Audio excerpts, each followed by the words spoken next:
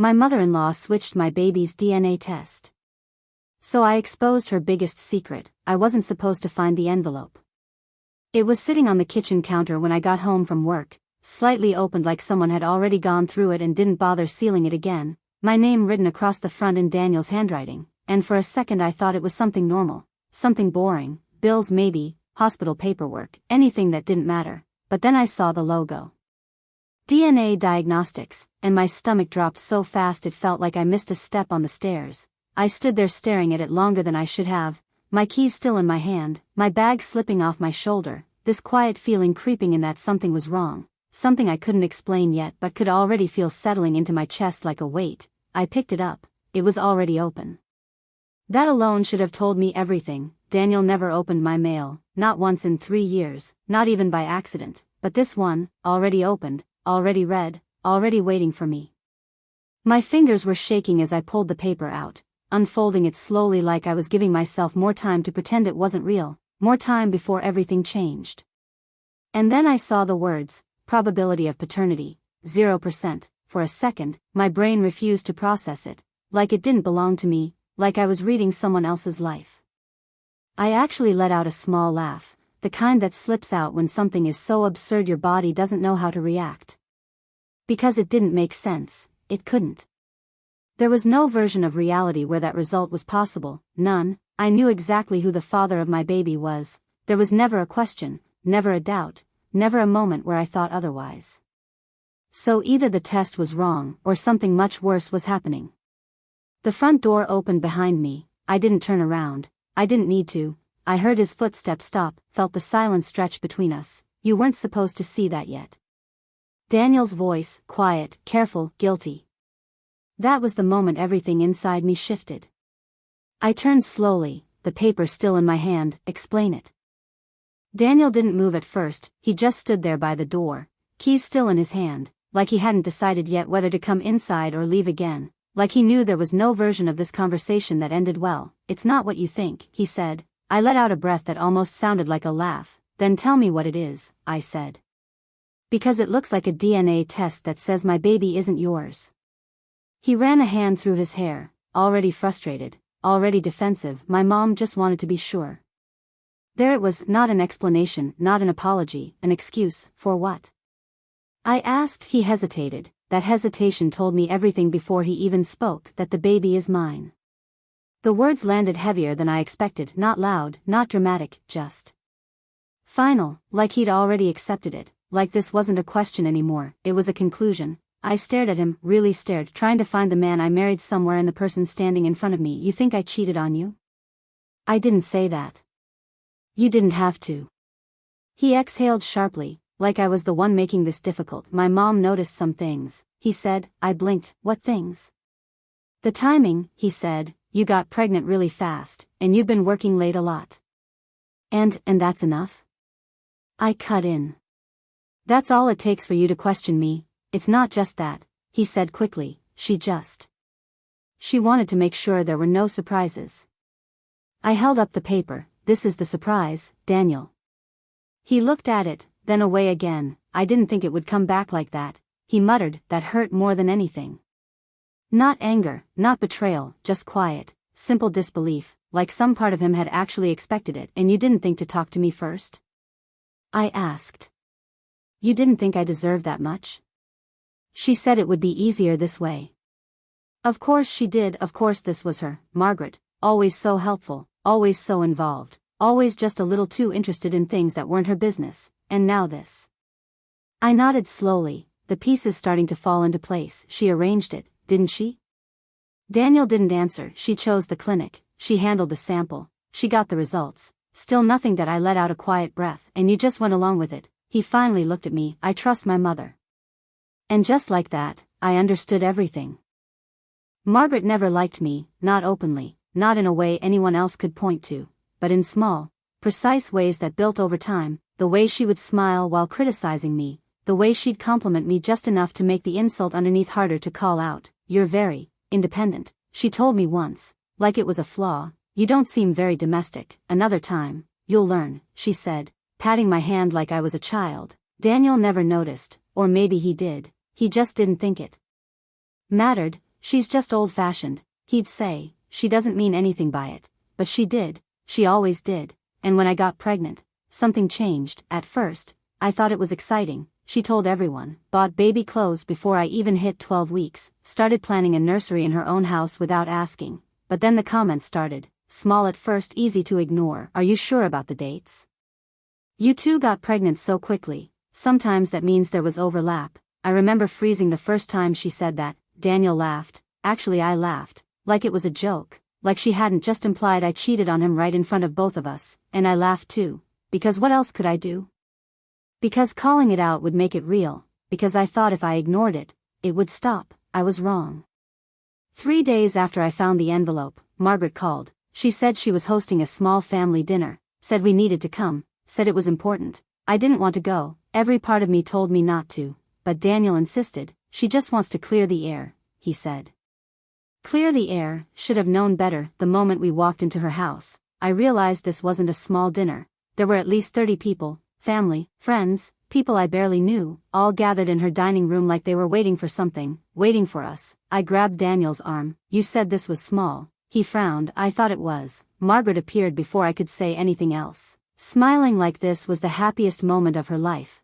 "There you are," she said, pulling me into a hug that felt more like a performance than affection. "Everyone's been asking about you." Of course they had, they just didn't know why yet. Dinner was tense. Too many eyes. Too many whispers, too many looks I couldn't quite read. And then, halfway through the meal, Margaret stood up, tapped her glass. The room went silent. My heart dropped. "I think it's important we address something," she said, her voice soft but carrying easily across the room. "No, no, no, no." She turned to me.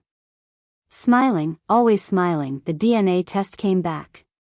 30 heads turned in my direction. I couldn't breathe, and unfortunately, she continued, her voice breaking just enough to sound emotional, "The baby isn't Daniel's." The silence that followed was suffocating, and then the whispers started, low, sharp, judging. I looked at Daniel. Waiting, begging, "Say something. Tell them it's wrong. Tell them you don't believe this. Tell them you trust me." He didn't.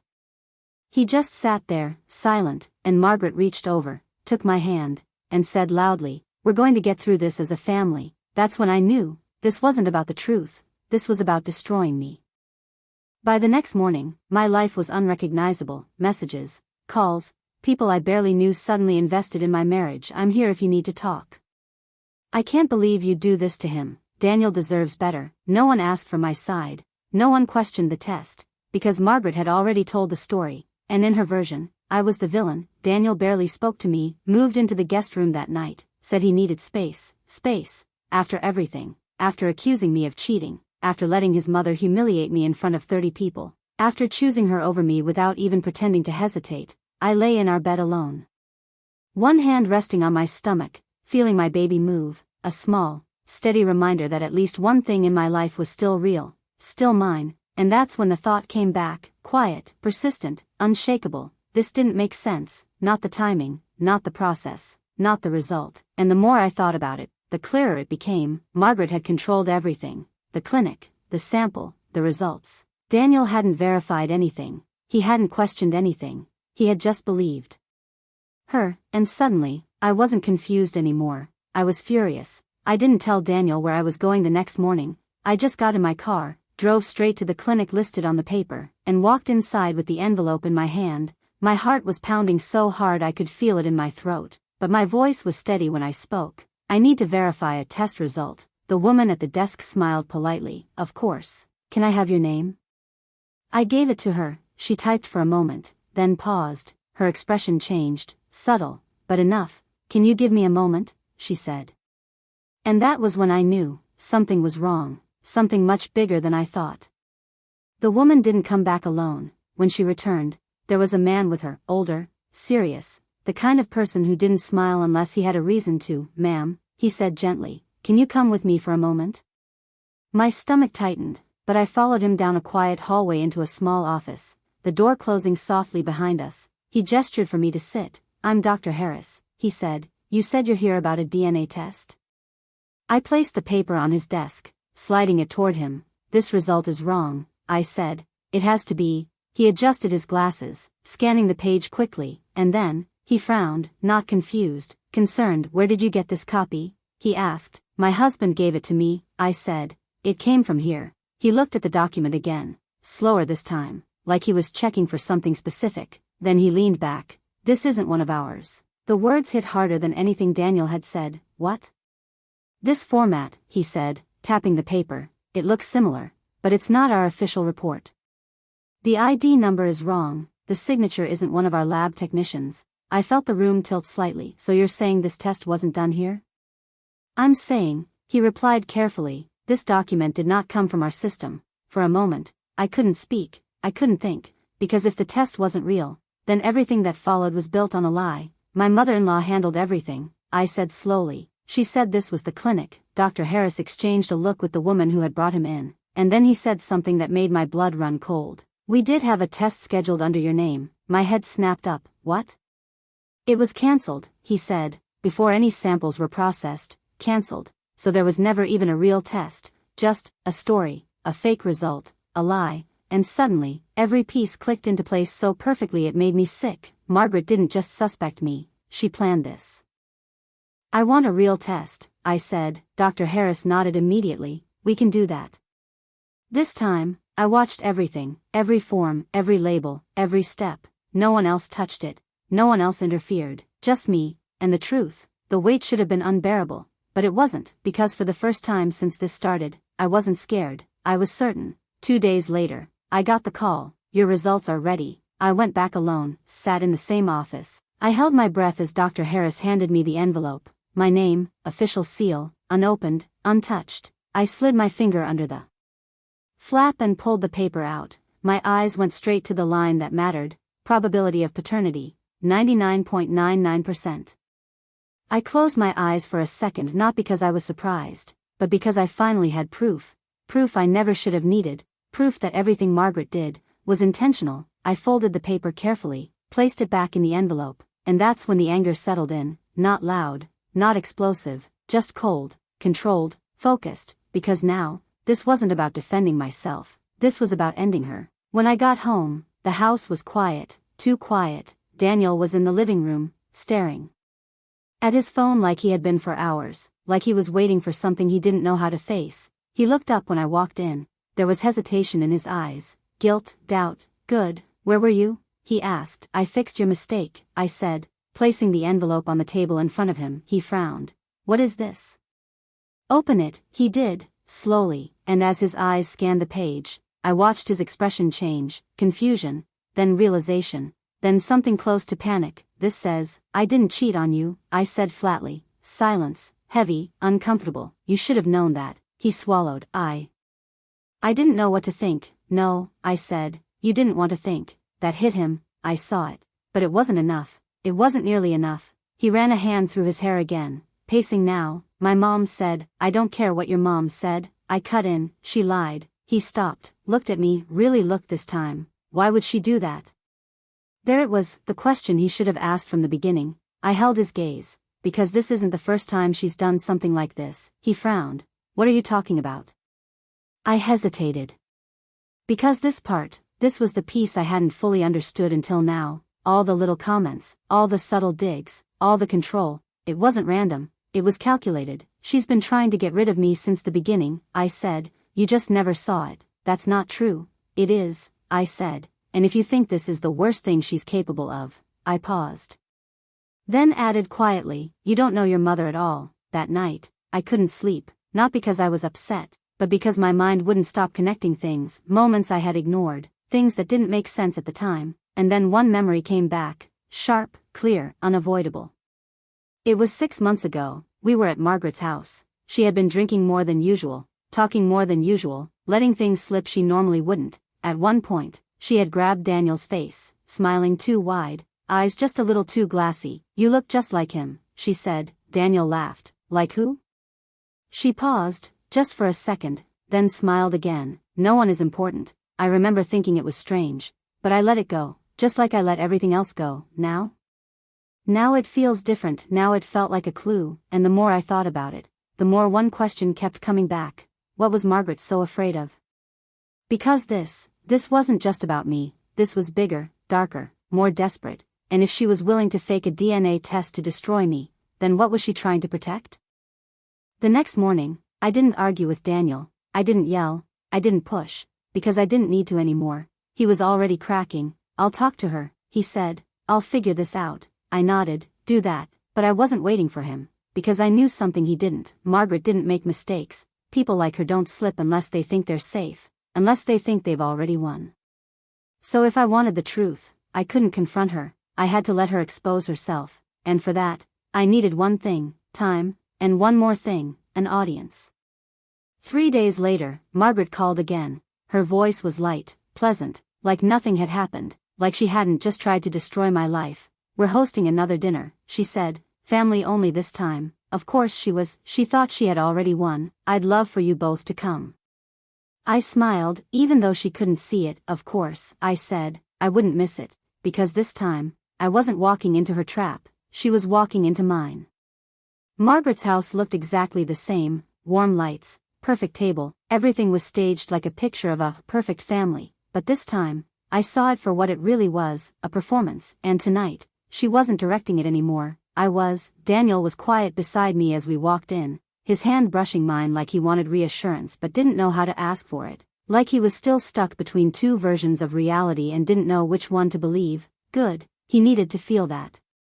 Margaret appeared almost instantly, smiling that same controlled smile, her eyes scanning my face like she was checking for cracks. There you are, she said, leaning in for a hug. I let her, just for a second, then I pulled back and smiled. I'd been looking forward to this. Something flickered in her expression, just for a moment, uncertainty. Then it was gone. Me too, she said.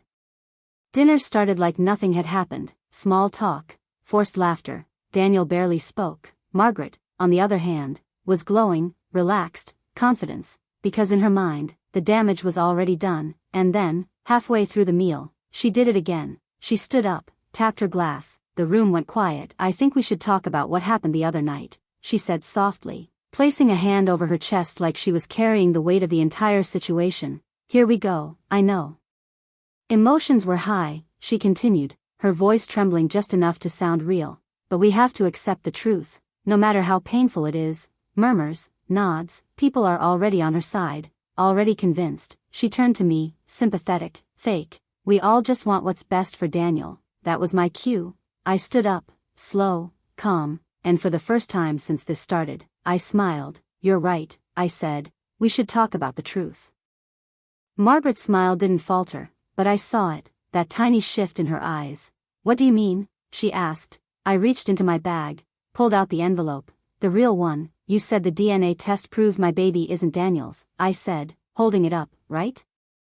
She nodded immediately. Of course, so you won't mind if we go over it again. A pause, small, but noticeable. That's not necessary, she said lightly. We've already. Oh, I think it is. I cut in. I opened the envelope, pulled out the paper, and this time, I added, my voice steady, let's use a real result. The room shifted. You could feel it, that subtle change when people realize something isn't lining up. Margaret's eyes locked onto the paper, then back to me. What are you talking about? This, I said, holding it up so everyone could see, is the official test result, done directly through the clinic, verified, documented. I turned slightly, just enough for Daniel to see it clearly. Probability of paternity, 99.99%. Silence, heavy, confused, whispers starting again, but different this time. Margaret didn't speak, didn't move, so I took another step forward. The test you showed everyone? I continued. It wasn't real. That landed hard. Someone gasped. Daniel stood up slowly. What? He said, his voice barely above a whisper. I looked straight at Margaret. You never submitted the sample, I said. The clinic confirmed it. The appointment was cancelled before anything was processed. Her composure cracked, just slightly, but it was enough. That's not true, she snapped, too quickly. It is, I said calmly, which means you either lied, or you forged the results.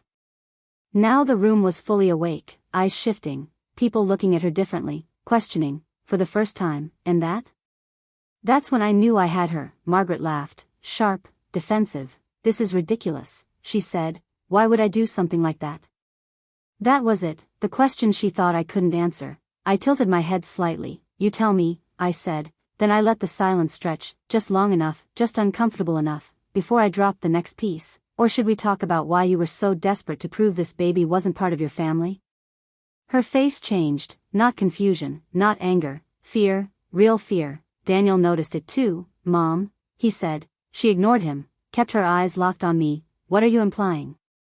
I took a slow breath, because this was the moment, the one everything had been building toward. I'm saying, I said carefully, this wasn't about me. The room went still again, quieter than before, because now, they were listening, really listening. You weren't trying to protect Daniel, I continued, you were trying to protect yourself. Her lips parted slightly, but no words came out, and that's when I said it, the thing that broke everything. You didn't want a real DNA test, I said, because you were afraid of what it would reveal. Daniel stepped forward. What are you talking about? I didn't look at him, not yet. 6 months ago, I said, still watching Margaret, you said something strange. You told Daniel he looked like someone. Her breathing changed, subtle, but faster. You remember that? I asked softly. She didn't answer. I didn't need to. I did some digging, I continued, because people like you don't act without a reason. I reached into my bag again, pulled out another envelope, and this time, my hands didn't shake at all. I ran another test, I said. Daniel frowned. What test? I finally turned to him, and for a second, I almost felt sorry. Almost. A family DNA test, I said. Confusion, then realization, then fear. Between you, I continued slowly, and your mother. The room froze, completely, utterly, silently. Margaret took a step back. No probability of maternity, I said, opening the paper, my voice clear, steady, unstoppable now, 0%. The silence that followed wasn't just quiet, it was devastating, like the air had been ripped out of the room. Daniel stared at me, then at the paper, then at his mother. Mom, he said, his voice breaking, what is she talking about? Margaret shook her head immediately. This is insane, she said. She's lying, she's trying to. Am I?